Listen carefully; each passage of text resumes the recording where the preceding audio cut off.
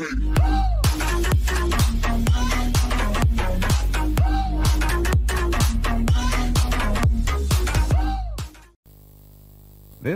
is the eastern part of the Mediterranean.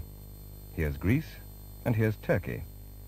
The old capital, Istanbul, is here, and 300 miles inland on a high plateau is Ankara, the capital of modern Turkey. Turkey is big, larger than France, very mountainous, and not very fertile, except in the valleys. On the west coast, inland from the port of İZMİR, the valleys run like fingers into the hills. Our story is about a small valley town called TİRE.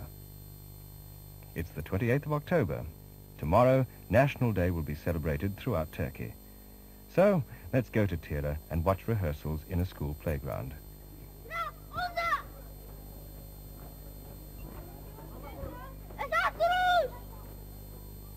The boys in their celebration uniforms are 10 and 11 years old.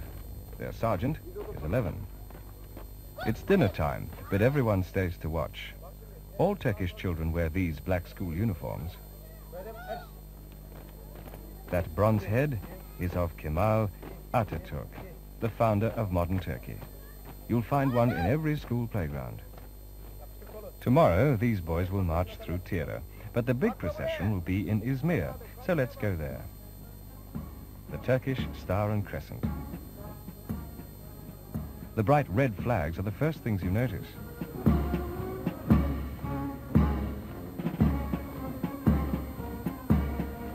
It's a public holiday, and everybody's here.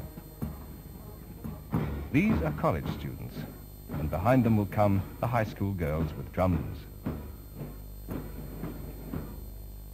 Let's watch out for the cymbals. They're made in Turkey. Bands throughout the world use Turkish cymbals. There's one now. Next, the nurses in their blue and white uniforms.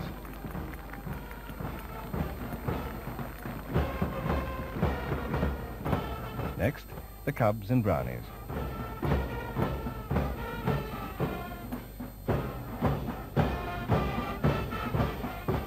The smallest ones in the long procession play their mandolins, but the music is drowned by the brass bands.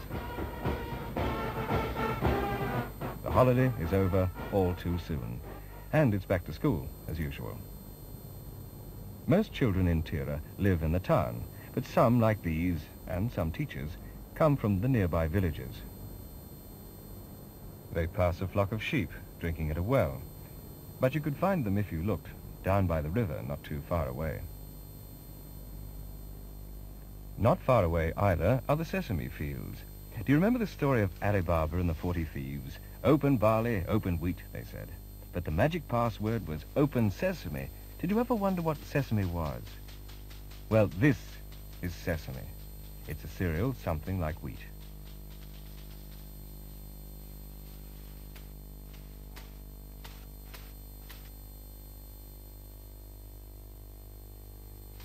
It's harvest time, and the grain must first be threshed, then sieved. And now it's ready to be ground into flour. It's put into sacks,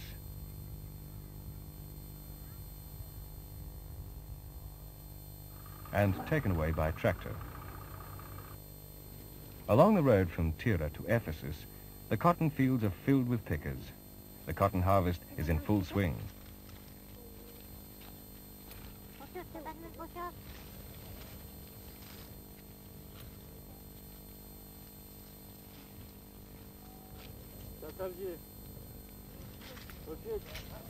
The whole family picks.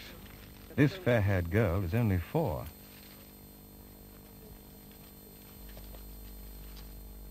Turkish countrywomen still wear traditional trousers. They're a good protection from the spiky cotton plants. The cotton baskets are emptied into big sacks.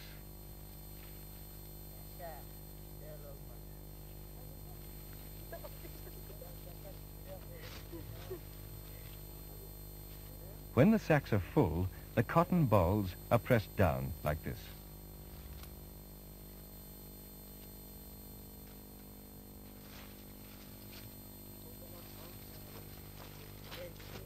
It's a good, fast way of working. Camels are used to carry the sacks. Unlike tractors, they can move in the fields without crushing the unpicked cotton plants.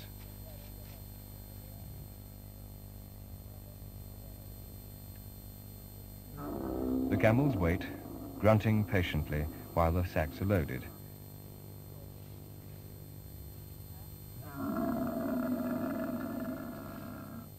And, at the word of command, get up.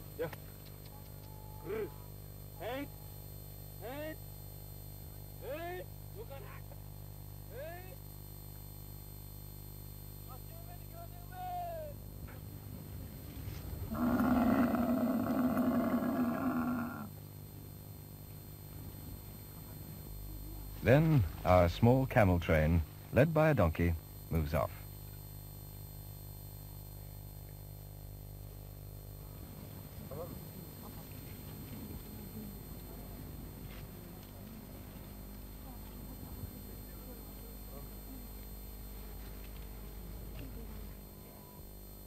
Most of this cotton goes to the ginning factory on the outskirts of TİRE. On arrival, it must first be inspected for quality. 2 big handfuls from different parts of the sack.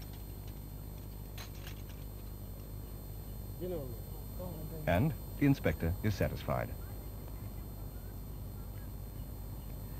The sacks are sewn up, ready to be weighed.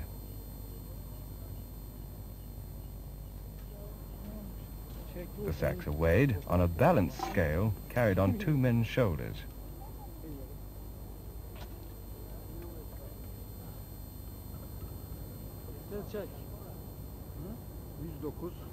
The correct weight is chalked on each sack because the farmer is paid by weight.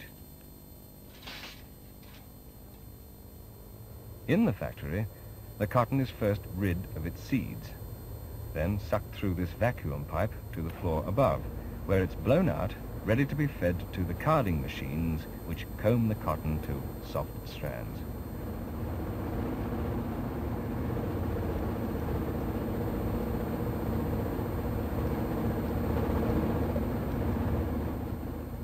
These are Turkish machines made in İZMİR.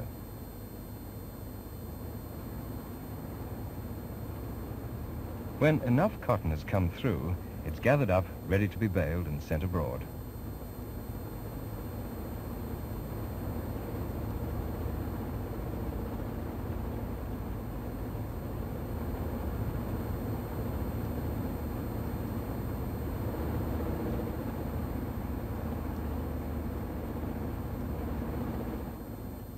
At TİRE railway station, bundles of rushes are being unloaded and reloaded onto camels.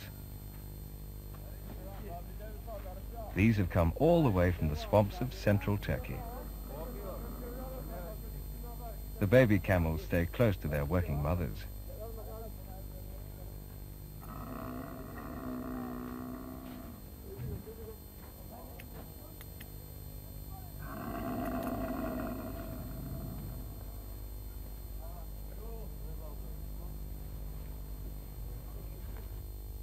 Some of the rushes will be used for saddle making, but most will be used for making rush mats. These mats are made in a village just outside TİRE. It's a family business. This girl is twisting the rushes to make the weft, or base of the mat.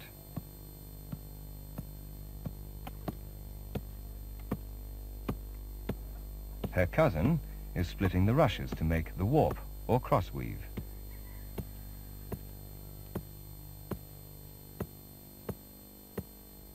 Her mother is pounding the rushes to make them soft.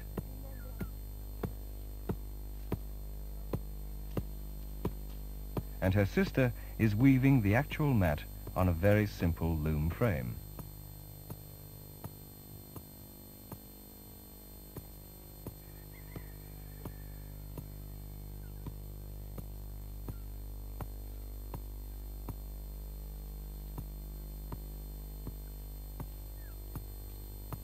Rush mats are used everywhere in Turkey, on the floor, under carpets, on the walls and roofs as protection from the sun, these will be sold in TİRE. And this is TİRE, with its blue and white minarets gleaming high above the town in the morning sun.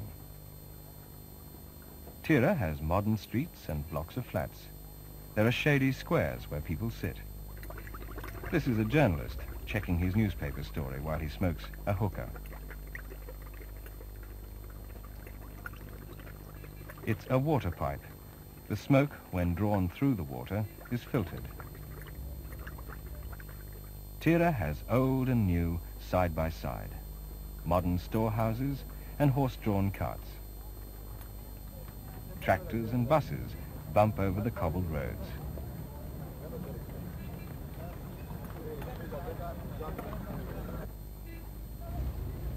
A stone's throw away, you can walk through narrow streets unchanged since the Apostle Paul journeyed to these parts and saw on his travels felt rugs much like these.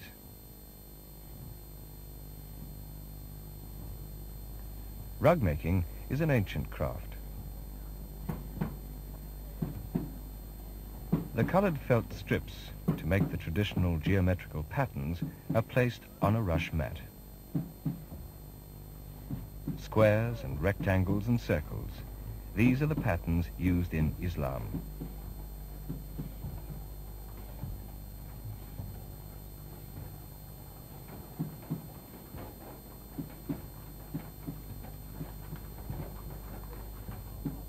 But the colored felt is only part of the rug. The remainder of the rug will be made of fluffed up wool. Across the street, sacks of shorn wool are being prepared for rug making. These boy apprentices are clipping out the burrs and hard knots of wool ready to be teaseled out by machines in the tiny workroom behind them.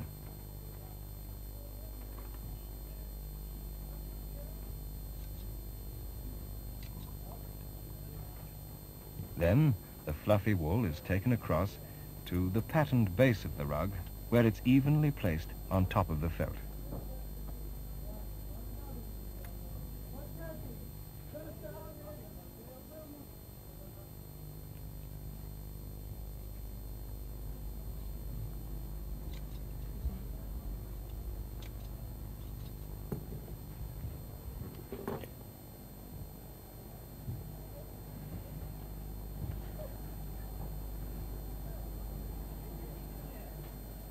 When he's completely covered it, he'll dampen the wool with water.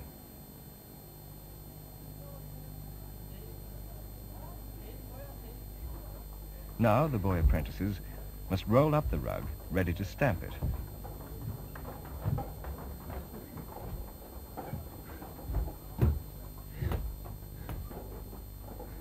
The noise wakes up the dog.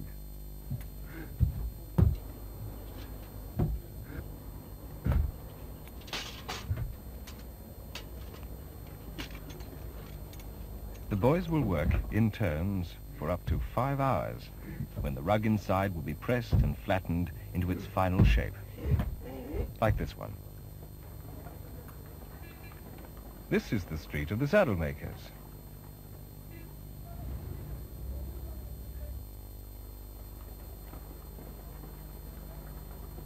Different shapes of saddles are made for camels and oxen and donkeys. This one's for a donkey.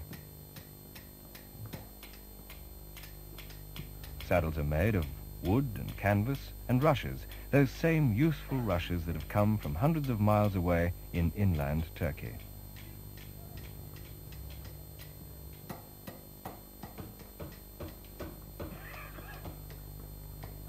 At noon, the rug makers, the harness makers, and the saddle makers leave their work, as the call to prayer is sounded from the minaret high above TİRE's biggest mosque.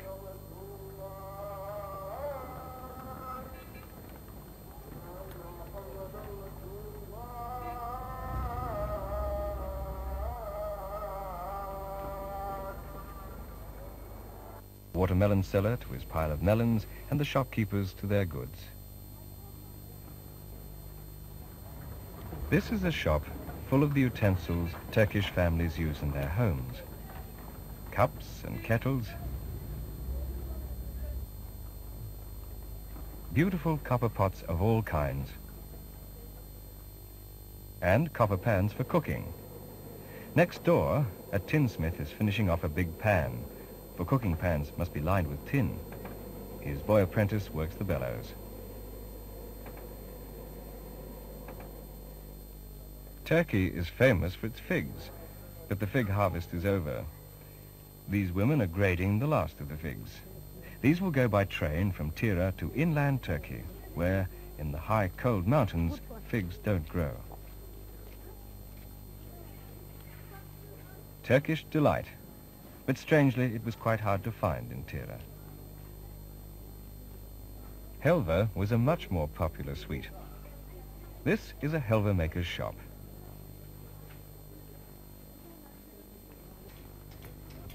Inside, the helva is being cut up. It's made from sugar and the flour from the sesame grain. It will be distributed free to poor families on the next religious feast day. This is the helva that school children buy. It may have nuts and tastes rather like nougat.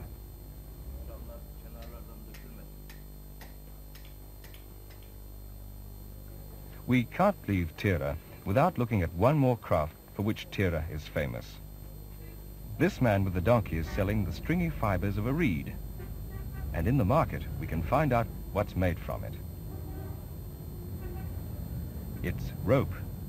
For centuries, sailors from the coast and farmers for miles around have bought this rope, and any day you can find the rope makers at work.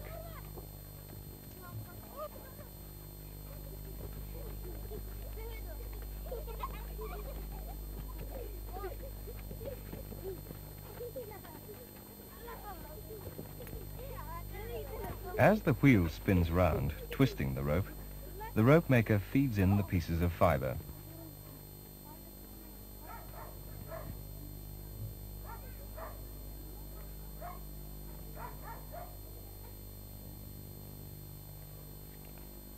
This strand of rope may later form part of a thicker rope. Let's end where we began, in the primary school in TİRE. These girls, too, are making rope. The girls in front are beating the fiber from the stem and the leaves of the reed so that it's soft and workable. Then a piece of fiber is attached to the wheel.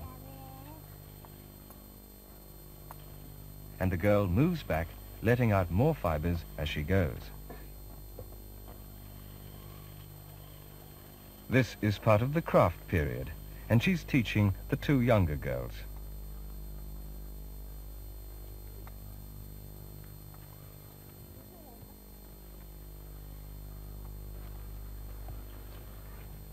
In the craft room, children are polishing the mosaic tiles they've made, using bits of ancient pottery, Seljuk, Roman, sometimes Greek, picked up in the fields around TİRE. These tiles are a record of their country's history.